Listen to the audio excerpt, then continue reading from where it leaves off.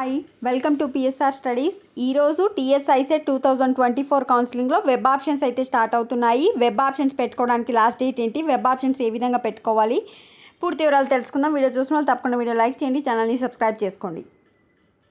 Certificate verification complete అయిపోయిన వాళ్ళు మాత్రమే వెబ్ ఆప్షన్స్ పెట్టుకోవడానికి ఉంటుంది. ఎందుకంటే సర్టిఫికేట్ వెరిఫికేషన్ అయిపోయిన వాళ్ళకి మాత్రమే లాగిన్ ఐడి ఇస్తారు. ఆ లాగిన్ ఐడి ద్వారా క్యాండిడేట్ రిజిస్ట్రేషన్ చేసుకున్న తర్వాత వెబ్ ఆప్షన్స్ అయితే పెట్టుకోవాలి. ఇంకా వెబ్సైట్లో అయితే ఇంకా అప్డేట్ కాలేదు. మ్యాక్సిమం 10 తర్వాత మనకు వెబ్సైట్ అప్డేట్ అయ్యే అవకాశం ఉంది. 10 తర్వాత వెబ్ ఆప్షన్స్ లింక్ అయితే రావడం జరుగుతుంది.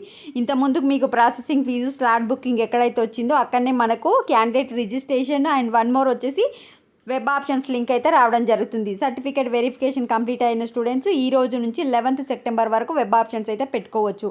వెబ్ ఆప్షన్స్ మీకు ఫస్ట్ ఫేజ్లోనే మీకు సీట్ రావాలి అంటే మీరు చేయాల్సింది ఏంటంటే, మీరు ర్యాంక్ వర్సెస్ కాలేజ్ చెక్ చేసుకొని మీ ర్యాంకుకి ఏ కాలేజీలో సీట్ వస్తుంది, దాదాపుగా 10 to 15 కాలేజెస్ చెక్ చేసుకున్న తర్వాత మీరు జాగ్రత్తగా వెబ్ ఆప్షన్స్ అయితే పెట్టుకోండి.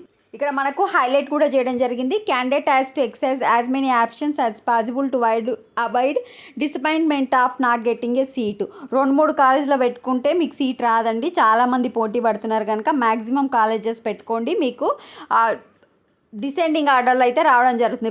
మీరు ఫస్ట్ ప్రియారిటీ పెట్టిన కాలేజ్లో రాలేదనుకోండి, ఫస్ట్ ఆప్షన్ పెట్టిన కాలేజ్లో సెకండ్లో వస్తుందా చెక్ చేస్తారు. ఫస్ట్ సెకండ్ రాకపోతే థర్డ్లో వస్తుందా చెక్ చేస్తారు. ఈ విధంగా మీకు 1 by 1 చెక్ చేసుకుంటూ వెళ్తారు. మీ ర్యాంకుకి ఏ కాలేజీలో సీట్ వస్తుందో ఆ కాలేజ్ అయితే ఇవ్వడం జరుగుతుంది.